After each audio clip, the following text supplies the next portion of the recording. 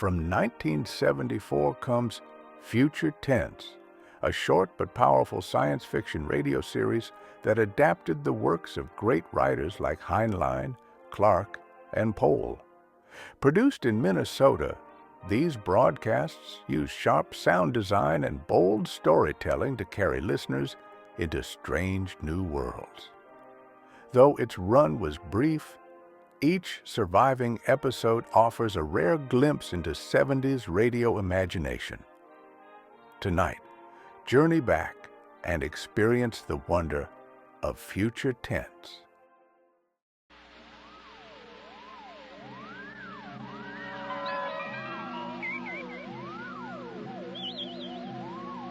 Join us now for a voyage into another dimension.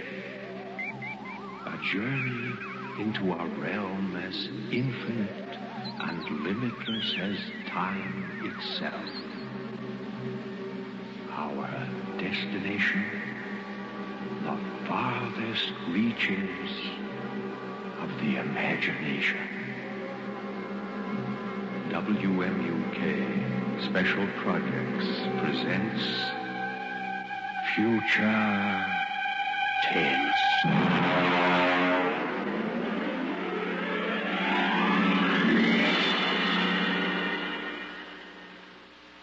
The Defenders, based on a story by Philip Dick.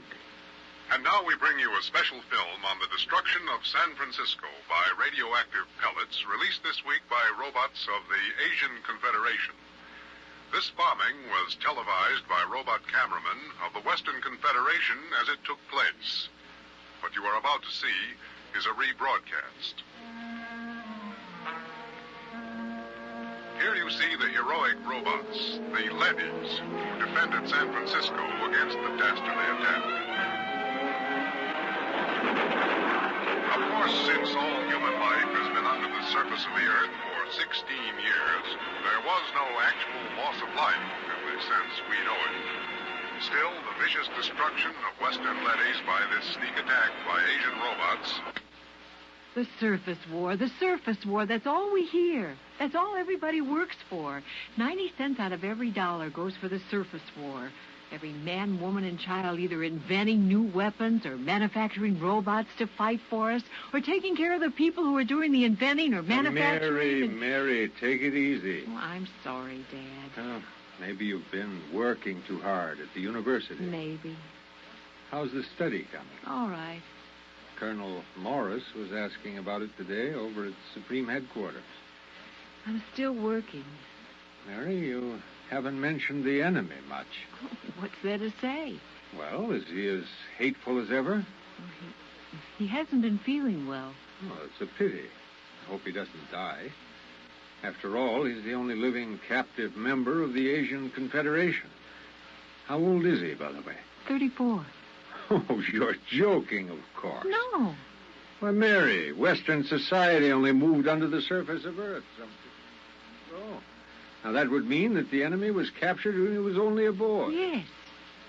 He told you this? Oh, no. He tells everyone he's 42. I deduced it from inconsistencies in his statement. Now, that's a little dangerous, isn't it? You're the only one I've told, Dad. Well, I wish you wouldn't even tell me these things. Do you expect your friend, Colonel Morris, to pop out from under the bed? Now you're being facetious. Now, this is no laughing matter, Mary. The whole concept of the enemy is so charged emotionally and so full of lies. Mary! It's true. I've been talking to him for 6 months now.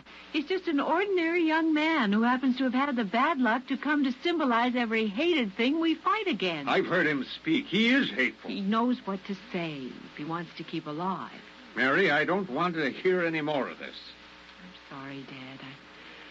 I suppose it doesn't serve any useful purpose. Well, it isn't that. I'm thinking of your own safety. If remarks like this were overheard, well, do you know what they do to traitors? I've heard they turn them over to the leadys. They're taken up to the surface. As they approach it, the radioactivity begins to destroy them. By the time they reach the top... I'll be careful.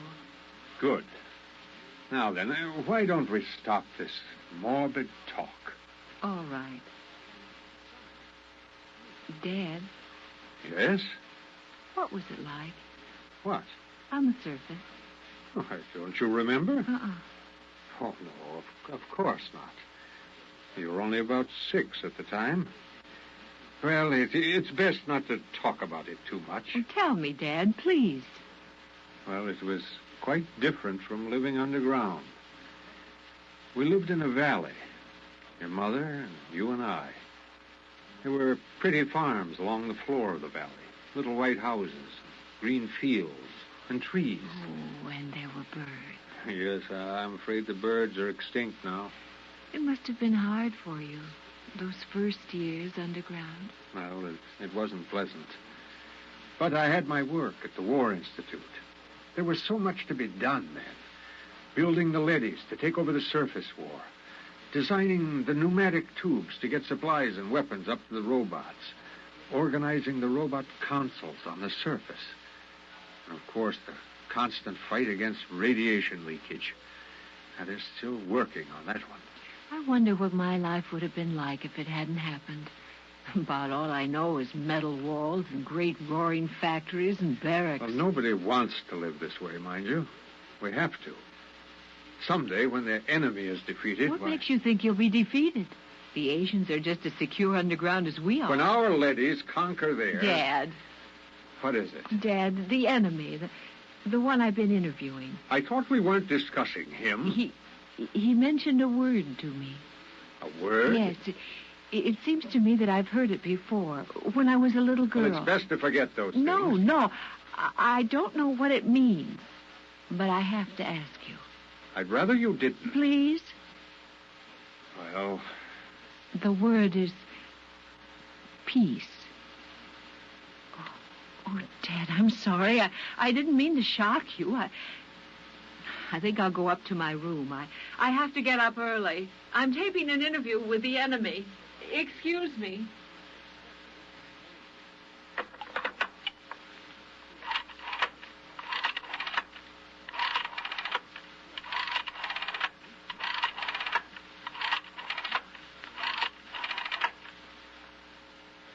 Get me the Director of Internal Security.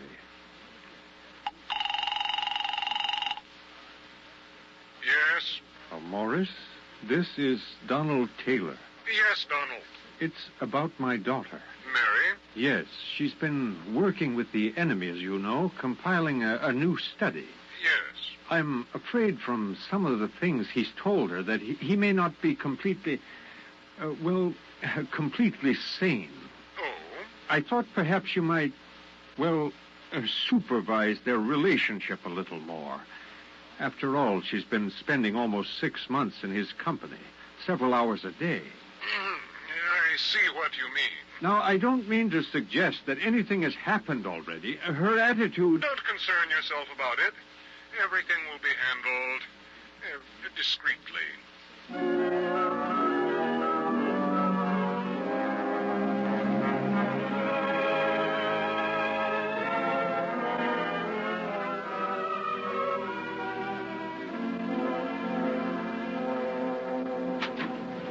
The enemy is waiting inside, Miss Taylor. Good. Is the recording equipment ready to go? All checked and ready. You checked the restraint suit on the prisoner? Yes, Miss. You may leave us alone. Buzz me when you want me, Miss Taylor. I will. Thank you, guard. Hello, hateful one. Hello, beloved. How are you? Feeling no pain? I thought about you last night. I talked to Father. Be careful. It's all right. This can't go on, Mary. Sooner or later, someone will suspect. Oh, I don't care. I love you. Mary, we'd better get something on tape if anyone comes in. All right. Tape number 425X. Subject, recorded interview with captive ZN2, former soldier of the Asian Confederation and enemy of the Western Confederation. I'm Joseph Calais. Serial number ZN2, former soldier of the Asian Confederation. What were you taught to believe concerning the people of the Western Confederation? I hate them with all my heart. They are inhuman and to be destroyed. What is your objective? It is the objective of my people to enslave all members of the Western Confederation. and to utilize them for the benefit of the masters of the Asian Confederation. Did you ever witness any murders of members of the Western Confederation? I was a pilot in a group which dropped radioactive dust on women and children who were preparing to be evacuated underground. I myself killed some 15,000. We will discontinue the interview to check the quality of the recordings. And to kiss the lips of the captive from the Asian Confederation. Oh, Joseph, I can't tell you how it pains me to hear you mouthing the stuff. It keeps me alive. There were only some way to escape, some place to go. The surface is the only place to go. And the radioactivity kills you in 40 minutes with the thickest lead suit. Oh, sometimes I think even 40 minutes of freedom would be worth it. 40 minutes of pain. If that's the price, then I... For myself, I would not care. But for you, Mary... If only there were a way to reach the surface. There is a way. Colonel Morris! This has been, I must say, a most interesting interview. Oh, you heard it? From the beginning. We had the room wired this morning. Then you know. Yes. Oh, what's going to happen to us? To you, nothing. Because of my friendship with your father and your own youth, we will simply require that you remain silent about what has happened. And Joseph? The enemy will be handed over to a D-class leady at the mouth of the tube and taken to the surface. We will perform the entire operation with a ceremony and public announcement. Oh, he'll die. Precisely. Oh, no, please. Now, you'd better go. Your father is waiting outside. Oh, Joseph. Mary, do as he says. Oh, Joseph, I love you. Take her out. Please let me stay. Let me say goodbye to him. Remove her. Joseph, please. Please let me stay.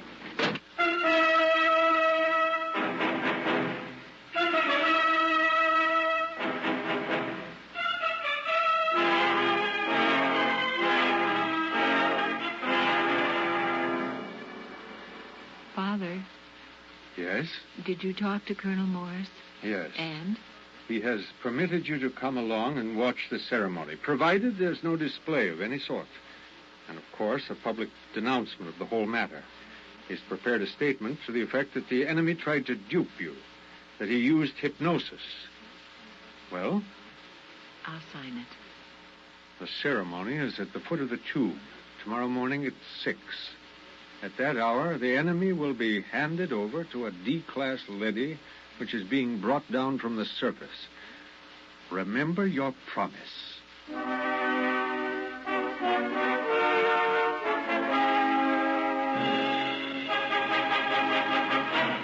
Prisoner is ready to be turned over, sir. Is the robot here? The robot has landed at the foot of the tube, sir. Robot. Robot N71. Can you hear me? Yes, sir. We have a prisoner to turn over.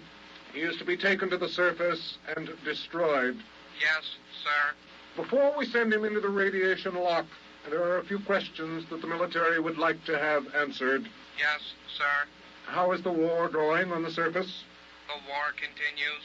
We are a little short of fast pursuit craft, the single-seat type. Our missiles pounded the Euro munitions plant in Asia Robot Team last night with good results. Excellent. Are you ready to receive the prisoner? I am ready. I must warn all observers to remain behind the lead wall when the radiation lock opens. Open the lock. Step into the lock, prisoner. He's in with the leady. You can almost feel the radiation. By now, he's as good as dead. Close the lock. No, wait, Joseph! Come, Mary, come back! Hold the door. You'll be burned to death. Don't go out there. The leady is pushing the lock. Mary! Close the lock. Sergeant, get a technician in a radiation suit to pick her up. Have her shielded and brought to the decontamination chamber. Oh, my daughter! You'd better get into a lead suit, Donald. We'll see what we can do to save her.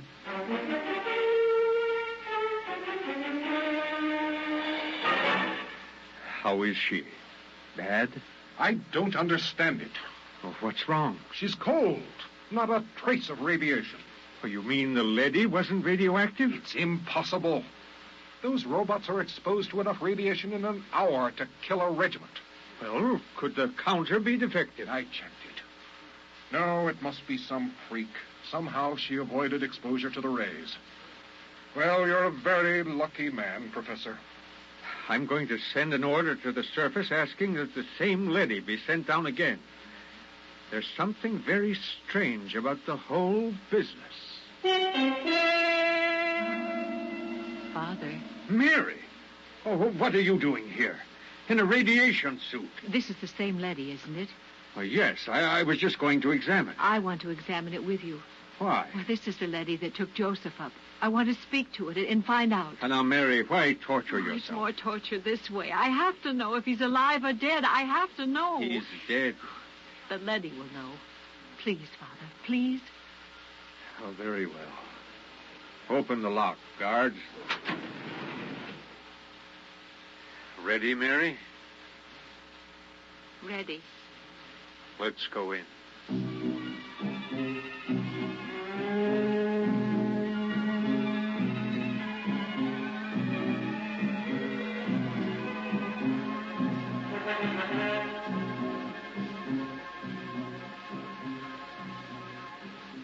Your robot, N71? I am. The same who escorted the prisoner to surface this morning? Yes. Is he... He is dead. The radiation killed him before he reached the surface. Oh, no. Steady, Mary. Robot, Sir? you accompanied him to the surface. Yes. You've been exposed. I fought in 3 battles. Then explain something. Sir? According to a counter I have concealed in my suit, you're cold. Not a trace of radioactivity. Now, how do you explain this? Well? Answer me. That's an order. I must return to the surface. Not until you answer me. I must return to continue fighting the war. Do not attempt to stop me. Dad, he has a ray gun. Look out! Now, keep back. I shorted him with a metal counter. He'll be burned out in a second. Oh, that was close. I thought these robots were unable to harm their masters. Well, he might have been bluffing, but I couldn't take the chance. Why do you suppose he did it? I don't know. But I'm beginning to suspect something so fantastic that I've got to find out about it. Find out? I'll leave the tube, Mary. Oh, what are you going to do? I'm going to the surface. What?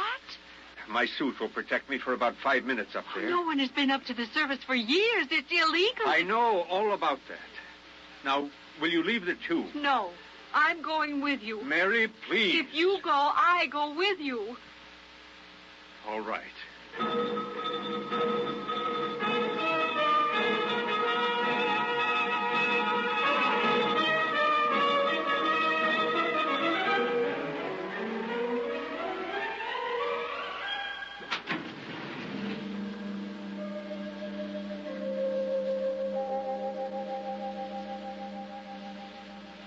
I'm almost afraid to look, Father. The silence is frightening. What was that? It sounds like a rooster. Oh, that's impossible. There's no living thing on Earth. Father? Mary, do you see what I see? Trees, forests, a windmill, and farmhouses. Well, look. Oh, we must be dreaming. Father. Birds. Oh, look. It's unbelievable. I can't believe it. I can't. Raise your hands, both of you. It's a leady. Do as he says. He's armed. Good. I am Alpha 5, chairman of the Surface Council. What's this all about? Oh, where's the war? The ruins? What's happened here? Can't you guess? The war. There is no war. There hasn't been any war for 15 years. No war? But the guns, the munitions. We have been destroying them as fast as you send them to the surface. And the Asians? Their robots have been destroying their arms also. What about those films of the destruction of San Francisco? The bombings, the slaughter. Models. Models? We have a full-time division of A-class robots who do nothing but photograph the progress of the fictitious war using scale models. The entire destruction of San Francisco, which you witnessed on your televisors, took place on a tabletop. How did this come about? Quite logically. You created us to pursue the war for you, while you human beings went below ground to survive. But before we could continue the war, it was necessary to analyze it, to determine its purpose. We did this. And? We found it had no purpose. War to the logical mind is absurd, but it fulfills a need in human terms. The need to direct your hatred of yourselves away from you and onto others. Eventually, man will grow up enough so that he can face his own dislike of himself with humility. The time has almost come, as a matter of fact. Until it does come, we decided to preserve the illusion of war. Meanwhile, we rebuilt the cities, replanted the farms, and kept everything in readiness. We are the caretakers. What will happen to my daughter and myself? You will remain on the surface with the others. Others? There is a small group of members of the Asian Confederation which came to the surface only a few months ago. They are farming a valley not far from here. By the way, you may remove your radiation suits. There is no radiation. You said the others. Does that mean that the prisoner, the one who... He is alive and well. Father, he's alive. Where is he? In a farmhouse not far from here. Would you take me to him? Can I see him? Of course. Wait. There's another car rising in the tube. Stand aside. Just remain where you are.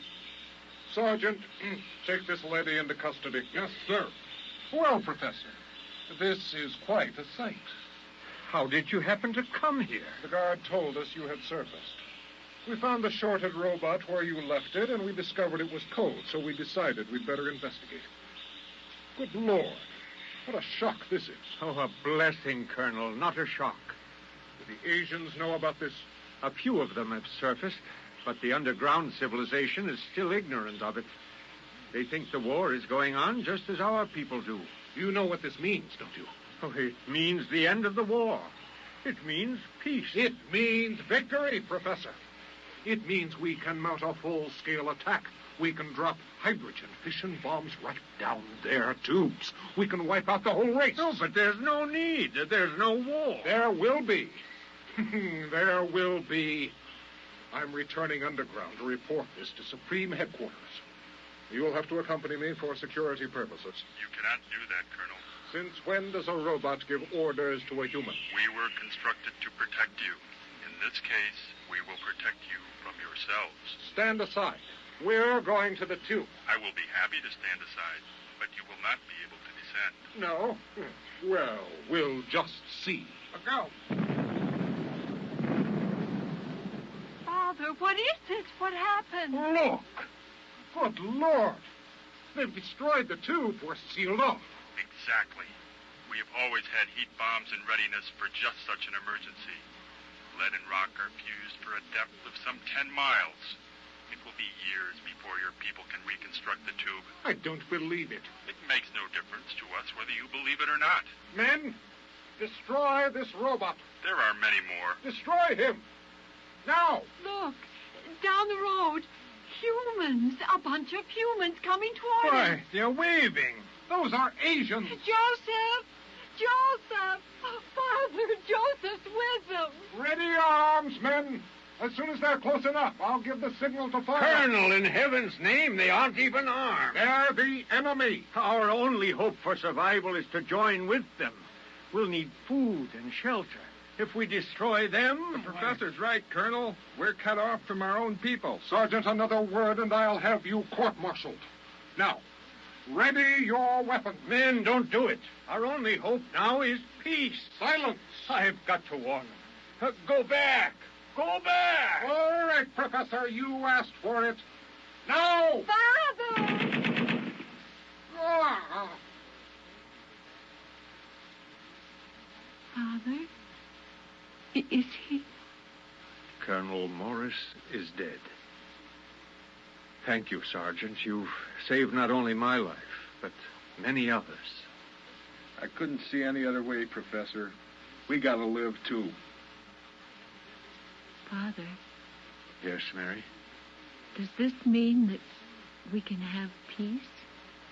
If we want it, Mary.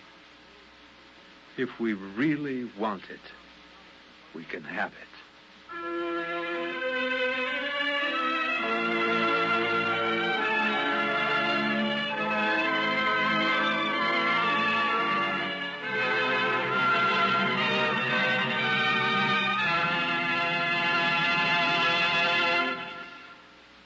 WMUK Special Projects has presented The Defenders, based on a story by Philip Dick and adapted for radio by George Lefferts. Our cast included Peg Small as Mary, Mark Spink as her father, Tom Small as Colonel Morris, John Scott as Joseph, Dick Atwell as Robot A5, Eric Grandstaff as the D-Class Letty, and John Provancher as the Sergeant. Future Tense is produced and directed by Ellie Siegel.